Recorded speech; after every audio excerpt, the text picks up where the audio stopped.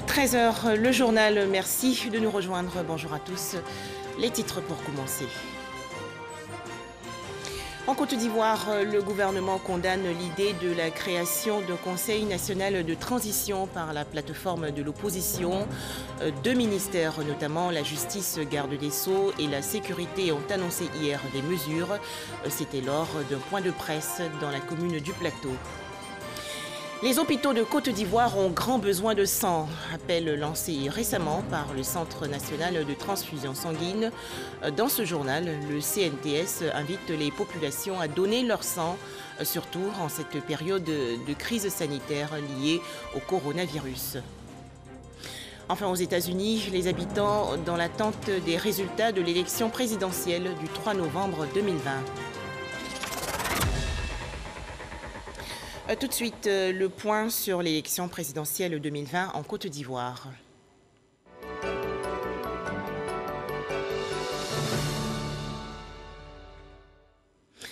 En Côte d'Ivoire, la proclamation hier de l'ensemble des résultats de la première élection présidentielle de la Troisième République par la Commission électorale indépendante. Le candidat du Rassemblement des Oufouettistes pour la démocratie et la paix, le RHDP, Alassane Ouattara, a ainsi récolté 94,27% des suffrages. La CEI, faut-il le préciser, va transmettre les procès-verbaux de dépouillement et pièces justificatives au Conseil constitutionnel, institution chargée de proclamer les résultats définitifs. Justement, le Conseil constitutionnel a publié hier un communiqué relatif à la période de réclamation concernant l'élection du président de la République du 31 octobre 2020, document lu par Jean Djadji. Le gouvernement a saisi le procureur de la République près le tribunal de première instance d'Abidjan suite à l'annonce de la mise en place d'un Conseil national de transition par l'opposition. Cette saisine pourrait-elle aboutir à des arrestations? Réponse du garde des Sceaux, ministre de la Justice. Les options sont sur la table du procureur de la République. C'est lui l'autorité de poursuite. Il pourra envisager sereinement toutes les options qui sont à sa disposition. Dans la nuit du lundi au mardi, des leaders de l'opposition ont annoncé l'attaque de leur résidence sur les réseaux sociaux. Qu'en est-il réellement? Il ne faut pas oublier qu'il y a un arrêté interministériel qui interdit les regroupements, les manifestations sur la voie publique. Dans un contexte que vous connaissez, une déclaration a été lue hier au nom de la plateforme de l'opposition qui institue un organe de transition.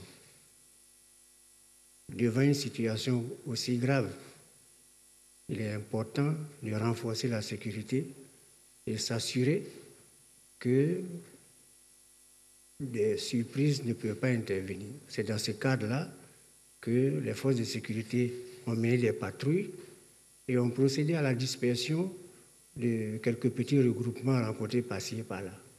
Rien de plus. Le ministre de la Sécurité et de la Protection civile fait également le point de la situation sécuritaire à Yamoussoukro, la capitale politique. Nous avons assisté dans le cadre justement de ce mot d'ordre de boycott actif, nous avons assisté à des actions qui avaient pour seul objectif d'entraver la libre circulation des personnes et des biens sur l'ensemble du territoire national, notamment dans la région de Yamoussoukro. C'est ainsi que les axes menant de Yamoussoukro à Boaflé et menant de Yamoussoukro à Boaké étaient totalement obstrués. Et dans la ville aussi, les barricades ont été dressées dans un certain nombre de quartiers. Les forces de sécurité ont été instruites de procéder à la démolition de ces obstacles. C'est ce qui a été fait hier sur les deux axes et en ville. À l'heure où je vous parle, la situation est devenue normale à Yamoussoukro, la vie a repris, comme partout ailleurs sur le territoire national. Voilà, c'était le point presse du gouvernement ivoirien dans la commune du Plateau après l'annonce par l'opposition le 2 novembre dernier de la création d'un Conseil national de transition. Kouadio Konan-Bertin, le candidat indépendant à la présidentielle 2020 en Côte d'Ivoire, reconnaît la victoire et félicite le président sortant Alassane Ouattara. Kouadio Konan-Bertin a appelé hier les populations à la réconciliation au cours d'un point de presse dans la commune de Cocody. Pour en parler, Franck Kouadio. Kouadio Konan-Bertin face à la presse, une déclaration après la proclamation des résultats du scrutin du 31 octobre 2020 qui donne pour vainqueur le candidat du Rassemblement des oufouettistes pour la démocratie et la paix Alassane Ouattara avec 94,27% des voix. Monsieur Alassane Ouattara est arrivé en tête du scrutin.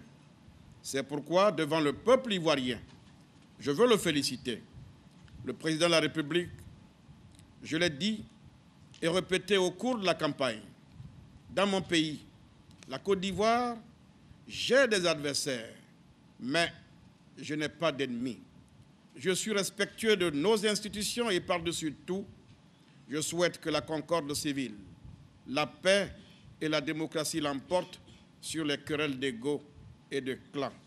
S'inscrire durablement donc dans la paix, mais surtout rappeler les motivations de sa participation à ce scrutin, un exercice auquel s'est livré Kouadio Konan-Bertin. J'ai fait le choix de privilégier une élection très imparfaite à une guerre civile meurtrière. J'ai décidé de m'engager tout de même. Cela m'a été reproché, mais je l'assume. Quand on aime son pays, entre deux mots, il faut choisir le moindre. On peut toujours corriger les défauts d'un scrutin, mais si le pays se déchire, si les maisons s'embrasent, si les enfants de Côte d'Ivoire s'entretuent, personne ne pourra jamais ramener les vies perdues. Il faut donc tirer les leçons et poser des actes forts pour la suite, ajoute en substance le candidat qui lève un coin de voile dans la foulée sur son potentiel agenda. Dans les heures et les jours qui viennent, comme je l'ai fait jusqu'à maintenant, nous prendrons nos responsabilités dans l'intérêt exclusif de la Côte d'Ivoire. S'il s'avère possible de mettre en œuvre certaines de nos propositions, s'il apparaît qu'il existe une réelle volonté d'union nationale, s'il s'avère que s'impose un désir sincère de réconciliation, alors je serai disponible pour y apporter mon concours. Je vous proposerai très prochainement de nous rassembler non pas dans un parti politique ou un mouvement qui serait la pâle copie de ceux qui ont fait faillite et ne servent aujourd'hui qu'à servir l'intérêt de ses chefs. Je vous proposerai une maison commune dont les portes et les fenêtres seront ouvertes, ouvertes aux idées, ouvertes aux talents, ouvertes aux bonnes volontés. Notre pays est à la croisée des chemins. Je souhaite que soit organisée dans le meilleur délai une conférence nationale de réconciliation nationale. Elle devra associer toutes les forces politiques du pays, les anciennes comme les nouvelles, toutes les forces vives, sociales, religieuses et culturelles. C'est selon moi le seul moyen pour conjurer la perspective de voir deux Côtes d'Ivoire s'affronter dans un cruel face-à-face. Pour rappel, le candidat indépendant Kouadio Konan-Bertin a obtenu 1,99% de voix à l'élection présidentielle d'octobre 2020. Je vous l'annonçais en début de ce journal, le Conseil constitutionnel de Côte d'Ivoire a publié hier un communiqué relatif à la période des réclamations concernant l'élection du président de la République du 31 octobre 2020. Ce document est lu par Jean Djedji. Communiqué du Conseil constitutionnel relatif à la période des réclamations concernant l'élection du président de la République du 31 octobre 2020. Le président du Conseil constitutionnel rappelle aux candidats à l'élection présidentielle du 31 octobre 2020 que l'article 60 du Code électoral leur accorde un délai de 5 jours après la proclamation des résultats provisoires pour faire connaître leurs réclamations éventuelles concernant la régularité du scrutin ou de son dépouillement. Il les informe par ailleurs que la commission électorale indépendante ayant procédé à la proclamation des résultats provisoires du dit scrutin le mardi 3 novembre 2020, leurs réclamations seront reçues par le Conseil constitutionnel du mercredi 4 au dimanche 8 novembre 2020. Les requêtes, accompagnées des pièces justificatives, devront être déposées au secrétariat général du dit conseil, 6 au 22, boulevard Card à Abidjan Plateau. Une permanence sera organisée à cet effet dans ces locaux le samedi 7 et dimanche 8 novembre 2020 aux heures ouvrables. À l'expiration de ce délai, plus aucune réclamation ne sera reçue et le Conseil constitutionnel entrera en délibération afin de proclamer les résultats définitifs de l'élection, en application de l'article 127 de la Constitution. Fait à Abidjan le 3 novembre 2020, Mamadou Koné. Dans l'actualité nationale également, cette conférence de presse organisée hier par le Rassemblement des oufouettistes pour la démocratie et la paix. Au menu, l'élection présidentielle du 31 octobre dernier. Deux cadres du RHDP, notamment Mamadou Sanogo, le ministre de l'économie numérique, et Roger Adom, le ministre de la modernisation de l'administration, étaient face à la presse. Le point, Astou Touré. Les ministres Mamadou Sanogo et Adom Kwasi étaient face à la presse cet après-midi du lundi 2 novembre 2020. Objectif, apporter des éclaircies vis-à-vis de certaines informations véhiculées portant un discrédit sur la crédibilité des élections en Côte d'Ivoire. Ce rapport de Carter Center est des assertions qui ne sont pas étayées par des faits. Et là, souvent, c'est gênant. Nous ne pouvons pas nous permettre de porter un jugement sur une telle institution que nous avons toujours respecté depuis que nous gérons les questions électorales. En matière d'observation, il y a des règles. Dans le cas de la rédaction des rapports, il faut être rigoureux. Parce que faire des assertions qui ne peuvent pas être étayées, qui peuvent même jeter l'huile sur le feu, souvent c'est gênant. Le processus électoral, il a débuté sous feu le Premier ministre Amadou Ougon par un dialogue très ouvert. Beaucoup de séances, beaucoup de patience. Il a donné l'opportunité à l'opposition d'émettre leur avis, etc. Il est allé contre, il a fait des concessions qu'on ne pouvait pas imaginer. Et toutes ces concessions ont été votées en touche. Sur la légitimité du scrutin présidentiel, Adom Kwasi répond. Il ne faut pas se créer de faux complexes. La légitimité est donnée par le peuple de Côte d'Ivoire, bien évidemment par ceux qui ont réussi à voter. Donc, il ne faut pas qu'on cherche à enlever cette victoire à ce peuple-là. C'est vraiment important. Il y a peut-être des personnes qui ont empêché d'autres de voter, certes, mais ceux qui ont pu voter l'ont exprimé clairement. Dans toutes les régions, le président Ouattara progresse. Les ministres Mamadou Sanogo et Adom Kwasi appellent les populations à la sérénité et à faire attention aux fake news. La vie reprend son cours normal après l'élection présidentielle du 31 octobre dernier en Côte d'Ivoire. Dans le reportage qui va suivre, nous allons voir la situation dans 3 communes, notamment Abobo, Adjamé et Cocody. Ahmed Traoré et Astou Touré. Mardi 3 novembre 2020, quelques heures après la proclamation des résultats du scrutin présidentiel, nous parcourons quelques quartiers d'Abidjan pour constater la reprise des activités. Ici, nous sommes au rond-point de la Riviera 2. Je suis très contente parce que les activités ont repris. On vient de faire des élections, tout s'est bien passé. Les gens avaient prédit le pire, mais il n'y a pas eu le pire. Dieu merci, on sort. Moi-même, je viens du boulot comme ça, à Angré. Donc nous bénissons le nom du Seigneur, que tout se soit bien passé. Toujours à Cocody et cette fois dans le quartier d'Atouban. Nous rencontrons Anissé Gelayanzi, cadre de l'administration. Maintenant que les élections sont terminées, place au travail. Parce que c'est par le travail que nous allons nous en sortir. C'est par le travail que tout le pays va se développer. Et il n'est plus question de continuer dans la belligérance dès l'instant où les élections sont terminées. Nous pensons que main dans la main, les Ivoiriens peuvent relever le défi du développement de la Côte d'Ivoire. Autre décor cette fois, nous nous rendons dans la commune d'Abobo. Ici, les artisans de la casse sont visiblement heureux de retrouver le travail. Ils lancent un appel à l'apaisement à l'endroit des hommes politiques. On est venu au travail, il n'y a aucun dégât, il n'y a aucun problème. Tous nos affaires, vous voyez, tous nos affaires sont là. Il n'y a même pas un même qui est dérangé. Donc à Bobo ici pour le moment, ça va très bien. On n'a aucun problème avec les politiciens. Bon, j'ai pris Dieu, on n'a qu'à s'attendre. Au faux boin, il a besoin de la paix. Nous-mêmes, on a besoin de la paix. On veut que les Ivoiriens n'ont qu'à se donner la main pour avancer les pays. Ce que nous, on demande aux hommes politiques, qu'ils s'attendent. Les élections se sont bien placées. Bon, Dieu merci, il n'y a pas eu d'affrontement à notre niveau ici. Nous remercions Dieu pour ça. Mais nous souhaitons qu'eux s'attendent pour que le pays marche pour de bon. Voilà, nous, notre souhait. Nous voulons la paix en Côte d'Ivoire. Dans la commune d'Adjamé également, on aperçoit des commerçants et artisans heureux de retrouver le travail. Nous avons constaté la reprise du travail dans les quartiers sillonnés. 94,27% des suffrages pour Alassane Ouattara, le candidat du Rassemblement des Oufouettistes pour la démocratie et la paix. C'est une victoire qui se célèbre en abondance au RHDP. Les militants et sympathisants de ce parti sont donc sortis hier massivement dans les rues du district d'Abidjan. Caravane de la victoire conduite par Adama Bictogo, le directeur exécutif du RHDP. Les détails, Jean Djadji.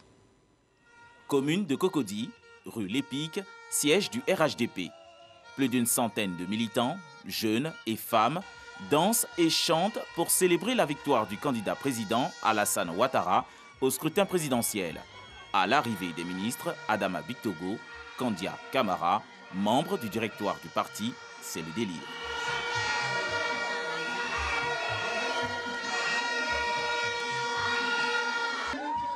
Le directeur exécutif, Adama Bictogo et ses collaborateurs, dirigent la caravane de la victoire qu'ils entament dans le district d'Abidjan. Objectif, remercier ces centaines de milliers de sympathisants qui ont réitéré leur soutien au candidat du RHDP en le portant à la magistrature suprême. Ils savourent la victoire de leur leader. Les femmes de Côte d'Ivoire, dans leur diversité, ont démontré que Alassane Ouattara était bel et bien leur candidat, était leur choix. Elles se sont mobilisées sur toute l'étendue du territoire pour apporter leur voix au président Alassane Ouattara afin qu'il soit élu dès le premier tour. Avoir une pensée pour feu Amadou Gon Coulibaly, qui était donc notre candidat. Et je pense que tous les militants et l'ensemble des Ivoiriens aujourd'hui ont une pensée pour lui. Le RHDP vient donc de démontrer que nonobstant ces épreuves d'une émotion très forte, ils ont pu donc relever le défi de la victoire, non seulement de la démocratie, mais de la victoire de leur candidat. Cap sur Abobo, dans la commune chère au Premier ministre Ahmed Bakayoko. Adama Bictogo a communié avec les partisans du président élu Alassane Ouattara dans la joie et la cohésion sociale. La caravane de la victoire du RHDP sillonnera les autres communes du district d'Abidjan. Pour rappel, le candidat Alassane Ouattara a remporté l'élection présidentielle avec 94,27% des voix selon les résultats provisoires de la Commission électorale indépendante, CEI. La victoire de Alassane Ouattara, le candidat du Rassemblement des Oufouettistes pour la démocratie et la paix à la présidentielle du 31 octobre dernier, a été aussi célébrée dans son fief à Korogo, dans la région nord du pays. Les populations sont sorties massivement pour exprimer leur joie. Elles sont au micro de Ami Sissoko. Liesse populaire.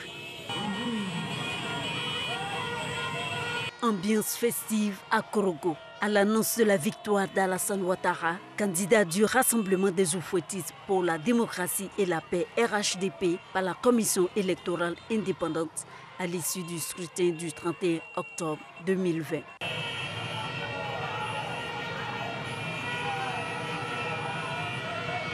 Parti du domicile de l'ex-premier ministre Amadou Gon Coulibaly, une parade de motos, tricycles et véhicules à travers les principales artères de la ville de Korogo a permis à des milliers de militants et sympathisants du RHDP de manifester leur joie et célébrer la victoire du président Alassane Ouattara. Au siège du RHDP au quartier Soba, la coordination régionale exprime sa reconnaissance aux populations du Poro et au premier président de la Troisième République. Les remerciements à la population de Korogo et à partir de Korogo à toute la population de la région du Poro pour avoir compris les enjeux de cette élection et pour s'être mobilisés comme ils l'ont fait. On avait promis au président Alassane Ouattara un coup KO. Korogo, le Poro, a donné un coup KO. Merci à la jeunesse de Korogo pour la mobilisation, pour l'encadrement de la population. Merci aux femmes pour leur engagement, pour tout ce que nous avons fait, pour tout ce que vous avez fait, pour que à Korogo, pour Alassane, ça soit un coup KO. Nous avons un pouvoir légitime comme d'habitude, légalement élu. Nous en sommes très fiers. Alassane Ouattara, président élu de la Côte d'Ivoire, bravo pour lui, merci. Avec cet autre mandat accordé au président Alassane Ouattara, les populations du Poro espèrent bénéficier davantage des programmes de développement et de paix.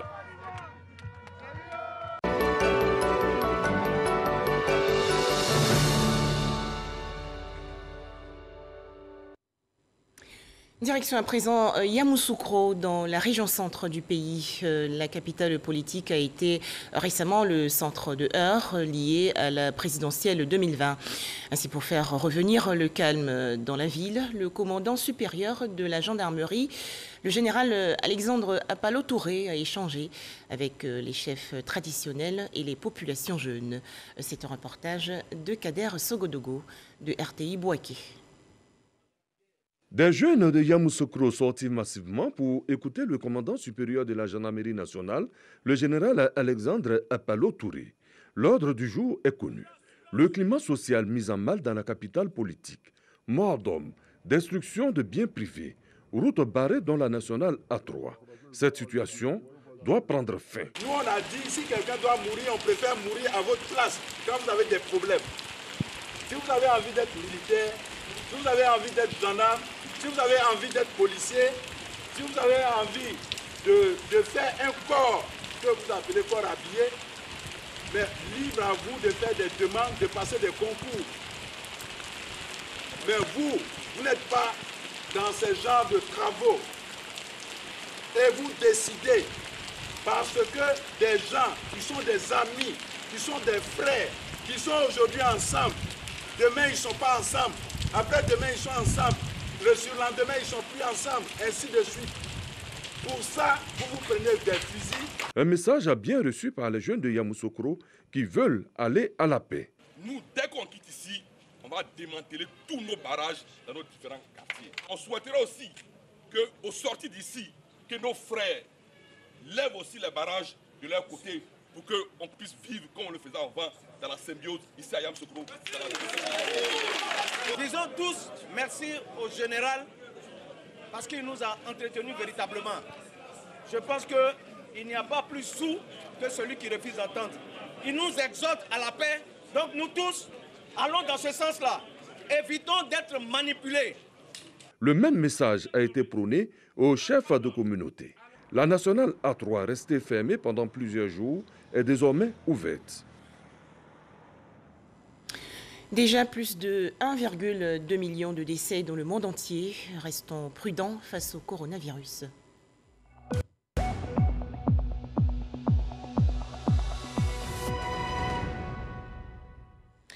En Côte d'Ivoire, le ministère de la Santé et de l'Hygiène publique a enregistré hier 12 nouveaux cas de maladie à coronavirus. Le bilan ivoirien fait actuellement état de 20 765 cas confirmés de coronavirus, dont 20 427 personnes guéries et 126 décès. Il faut donner son sang, surtout en cette période de crise sanitaire liée au coronavirus, appel lancé récemment par le Centre national de transfusion sanguine. Le CNTS rappelle aux populations de Côte d'Ivoire que les besoins en sang sont très importants et les stocks faibles. Salima Toudia. Ce matin, au Centre national de transfusion sanguine, Gilbert et ses collègues font don de leur sang. La fameuse piqûre, c'est une formalité qui date de 2 ans pour ces membres de l'association Médecins sans frontières. Parce que nous, humanitaires, on est toujours aux aguets pour tout ce qui concerne la population. Et donc la période sensible que nous traversons nous a quand même poussé à faire un don on ne sait jamais. Alors, au cas de besoin d'urgence, il faut qu'on ait du stock de sang et qu'on puisse sauver des vies.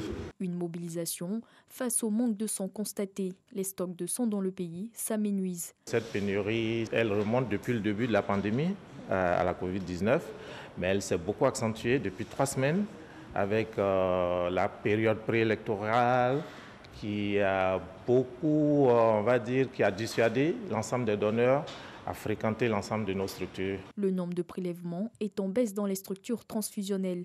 En Côte d'Ivoire, lorsque nous tournons à plein temps, l'ensemble de nos structures transfusionnelles sur tout le territoire, c'est pratiquement 4000 prélèvements que nous effectuons par semaine. Et depuis 3 semaines, nous tournons autour de 250-300 prélèvements pour l'ensemble du pays. C'est dire que la situation est très catastrophique. Quand vous prenez une ville comme Abidjan, les besoins journaliers pour les malades à Abidjan sont pratiquement de 250. C'est-à-dire ce qu'on produit par semaine pour tout le pays, Abidjan le consomme lui seul par jour. Donc vous voyez que nous sommes obligés de donner 1-2 poches par structure sanitaire, alors que c'est des dizaines de malades qui en ont besoin. Avec un besoin de 250 donneurs par jour, le Centre national de transfusion sanguine lance un nouvel appel aux volontaires pour redonner de leur sang afin de ravitailler les hôpitaux. Si nous prélevons 4000 poches par semaine, cela va nous amener à produire autour de 8000 poches si réellement les 4000 poches sont bonnes. Parce qu'à cela, il faut malheureusement retirer les poches qui ne seront pas bonnes, soit parce que certains ont des marqueurs de virus qui sont positifs, ou bien parce que le taux d'hémoglobine n'est pas correct, ou bien même peut-être les prélèvements n'ont pas été correctement faits. Donc nous perdons en moyenne entre 10 et 15% des poches que nous prélevons. Il est important pour la population de faire le don de sang de façon régulière, toute l'année. Parce que les malades fréquentent les hôpitaux toute l'année. Malheureusement, nous voyons ces jours-ci de la violence, donc nous avons beaucoup de blessés qui sont transportés dans les hôpitaux et qui ont besoin d'être transfusés. Nous sommes tous des potentiels receveurs de produits sanguins. Et au-delà même de la violence, vous pouvez être en train d'aller chez vous et être victime d'un accident de la circulation. Donc nous les exhortons à sortir, venir faire ce geste qui va sauver des vies. La Côte d'Ivoire n'est pas encore autosuffisante en sang. Le pays ne satisfait que 70% des besoins par an, avec un gap de 30% à combler. À Boisseau, dans la région sud-est du pays, le ministre de la Santé et de l'Hygiène publique, le docteur Eugène Akaouélé, a procédé il y a quelques jours au lancement des travaux de construction de l'antenne de l'Institut national de formation des agents de santé, l'INFAS. Pour en parler, Godefroy Okambawa. Une libation, symbole d'accord et de bénédiction pour la construction de la future antenne de l'Institut national de formation des agents de santé INFAS d'Aboisseau. L'Institut sera construit sur une superficie de 10 hectares dans le village d'Assouba, à quelques kilomètres du chef-lieu de région du Sud Comoé. Sa réalisation s'inscrit dans le cadre du contrat de désendettement et de développement CDD. L'intervention du CDD aux côtés de l'INFAS porte sur un montant global de 12,2 milliards de francs CFA. Vous avez à disposition des jeunes qui ne demandent qu'à travailler. Il vous appartient d'en solliciter les plus méritants pour que ce projet soit pour eux une école, soit de perfectionnement ou d'apprentissage d'un métier. Le site va abriter des amphithéâtres, des salles spécialisées, des aires de sport et une cité dortoir pour une capacité d'accueil de 450 étudiants, de la ressource humaine pour des soins de qualité dans les centres de santé. Pour la mobilisation des professionnels de santé qualifiés sur l'ensemble du territoire national est indispensable au développement des services de santé de qualité. L'amélioration de la couverture sanitaire assurée par les services de santé et la concrétisation du droit de jouir au niveau de santé le plus élevé possible dépendent de la présence, de l'accessibilité, de l'acceptabilité et de la qualité du personnel de santé. À ce jour, les étudiants de l'INFAS d'Aboisseau sont installés sur un site provisoire. Dans 15 mois, la livraison des travaux estimés à 6 milliards de francs CFA. Au cours de ce lancement, la tutelle a rendu un hommage aux agents de santé qui œuvrent au quotidien pour le bien-être et la santé des populations. Des images pour terminer avec le vote hier pour la présidentielle aux États-Unis. Donald Trump ou Joe Biden, les populations se sont rendues aux urnes pour choisir leur président de la République. Mais le décompte n'est pas encore achevé dans nombre d'États clés. À noter que, sans apporter d'éléments concrets, le président sortant, Donald Trump, évoque aujourd'hui une fraude et estime avoir gagné l'élection, citant des États encore indéterminés. Merci de nous avoir suivis.